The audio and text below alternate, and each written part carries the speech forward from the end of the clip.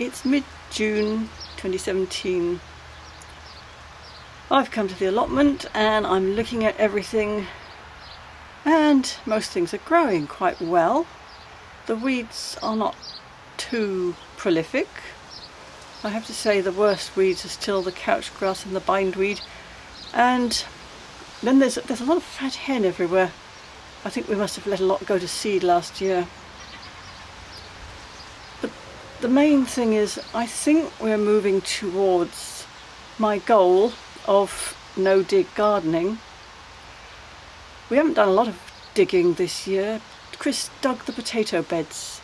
It's the traditional way to do it. It's the only way he knows. And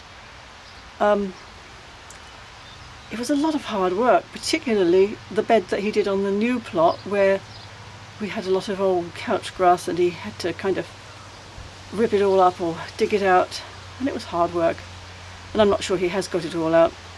In retrospect, I would have got even more mulch than we did and smothered it all and laid the potatoes in that and not bothered digging whatsoever. But maybe next year. The thing is, we did get a whole lot of mulch. We must have got 5 or 6 cubic meters of various kinds of stuff. And it spreads out. It's not very thick in the end. And the weeds just come through, or they seed on top, no matter what anybody says. This is my first seed bed, carrots and parsnips. We didn't get as far as mulching this part. It was just too far from the piles of mulch. And I'm not going to do this again, ever. Because what's happened is the weed seeds have just germinated all over the place. And the carrots and parsnips have germinated in a very patchy manner. So it's like an uphill struggle to get them to come through. The only seeds that did germinate well were the beetroots. And there's a full row, so I reckon the seeds must have some kind of protection against insect predation. Because look at the row next to it, the carrots, there's a few at that end, and then nothing, and a few at this end. Growing garlic like this on open ground is also a disaster. I've weeded it so much and the weeds are still coming through. And the onions, likewise, I'm forever weeding. But you see, this area where the onions were planted, it was actually mulched. It was covered with manure in the autumn. It evidently needed another layer of something. Of course, the potatoes, they just form a canopy and don't allow any weeds through to speak of. And the leeks that I planted where we had the manure dumped in the autumn, there evidently wasn't a thick enough layer to prevent things from coming up. So that's the old allotment that we've had 7 years. The new allotment that we've had since last autumn has had all sorts of stuff lavished on it in an attempt to keep the weeds down. And it's looking pretty clear by comparison, but that's only because I've crawled around on hands and knees pulling things out. But I do expect there won't be so much of that next year once the perennials have died down a bit more, and I'm going to put more layers on it.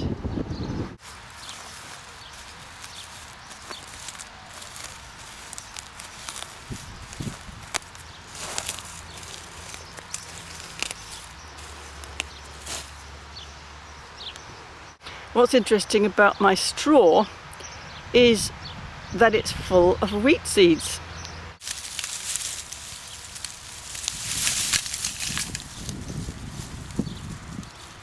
Nice little root system there.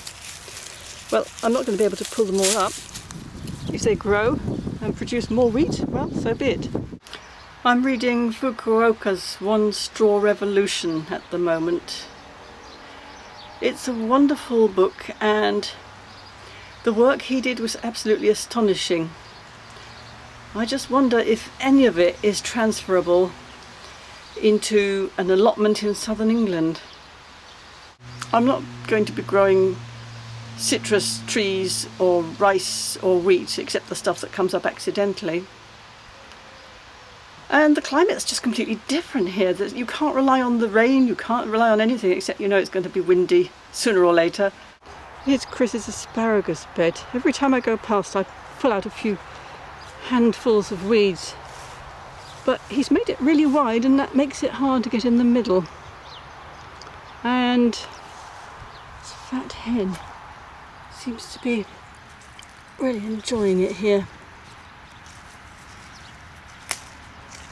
Apparently you can eat fat hen, particularly when the leaves are young.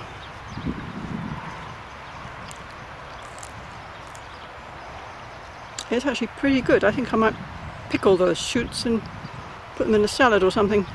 I think the problem with the asparagus is he's put it in the ground and then he's forgotten about it and hopes it's going to grow. I don't think there's enough compost in the soil, and you can tell how sickly the plants are by the number of beetles on it.